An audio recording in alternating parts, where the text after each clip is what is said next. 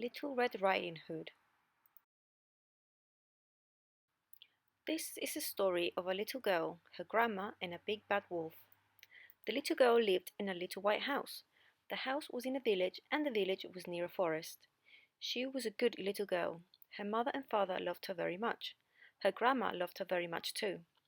The little girl's grandma lived in a very old house in the middle of a forest. The little girl often went to her grandma's house. One Christmas, Grandma gave the little girl a beautiful red cloak with a hood. "Oh, thank you," said the little girl. She wore the cloak all day on Christmas Day, and the next day too. She wore it all the time, so people gave her a new name. They called her Little Red Riding Hood. One day her mother said, "Little Red Riding Hood, your grandma is ill. Go to her house and take her this basket of bread and butter. Walk quickly to her house. Don't stop and play, and don't leave the road. Do you understand?" "Yes, mother," said Little Red Riding Hood.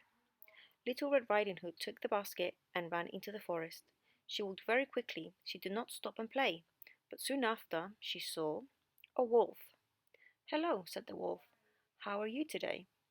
"I'm very well, thank you," she answered. "But my grandma is ill. I'm taking this basket of bread and butter to her." "Are you?" said the wolf. "That's interesting." The wolf was very hungry. He looked at Little Red Riding Hood with his big hungry eyes. "Where does your grandma live?" he asked. "She lives in a little old house in the middle of the forest," said Little Red Riding Hood. "Is it far?" "No, it's very near here." Thought the wolf. "Perhaps I can eat this little girl and her grandma." "Look over there," said the wolf. "Can you see those nice flowers? Does your grandma like flowers? You can go and get some for her." "Oh, no, I can't," said Little Red Riding Hood. "I can't leave the road." "But you can come back to the road later," said the wolf. "Yes, that's true," said Little Red Riding Hood slowly.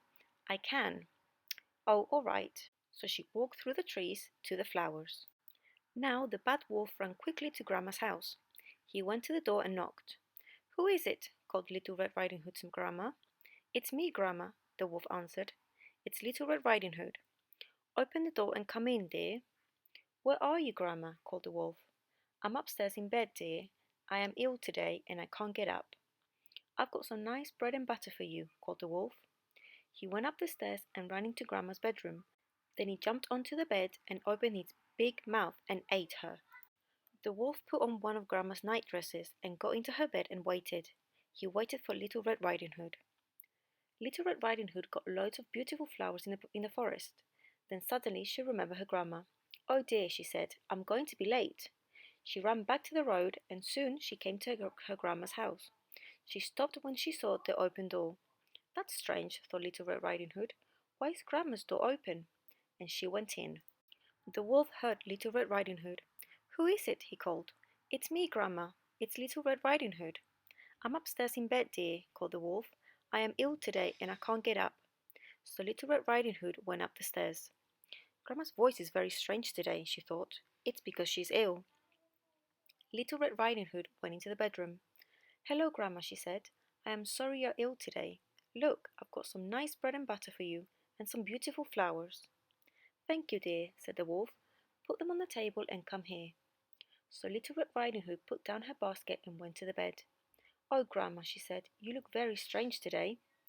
And suddenly she was afraid. "Oh, Grandma," said Little Red Riding Hood, "you got very big eyes today." "That's because I want to see you, my dear," said the wolf. "Oh, Grandma," said Little Red Riding Hood, "you got very big ears today." "That's because I want to hear you, my dear," said the wolf. "Oh, Grandma, you've got a very big nose today. That's because I want to smell those beautiful flowers, my dear." "Oh, Grandma," said Little Red Riding Hood, "you've got a very big mouth today and a lot of very big teeth." "Yes, my dear," said the wolf, "and that's because I want to eat you." And the wolf jumped out of the bed and ate Little Red Riding Hood. Now the wolf was big and fat and he wanted to go to sleep. He took off Grandma's nightdress and put it on the floor. Then he got back into bed and went to sleep. Soon he began to snore loudly. Zzz, he snored. Zzz. Soon after, Little Red Riding Hood's father came to the house. He saw the open door.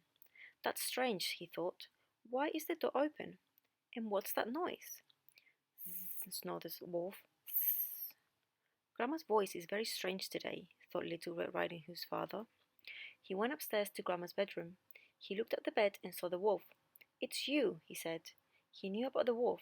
All the men in the village wanted to find it and kill it. "What are you doing in Grandma's bed?" "Well, you can't run away now." And he took his knife and killed the wolf.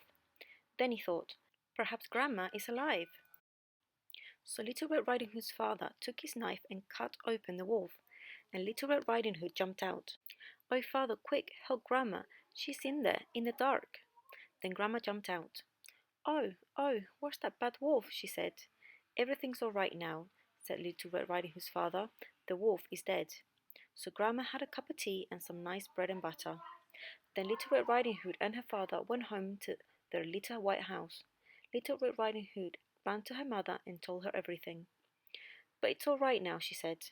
"Yes," said her mother, "but Little Red Riding Hood, do not talk to wolves again, and do not leave the road when you go through the forest. Do you understand?" "Yes, mother." After that, Little Red Riding Hood always stayed on the road, and she never saw a wolf again.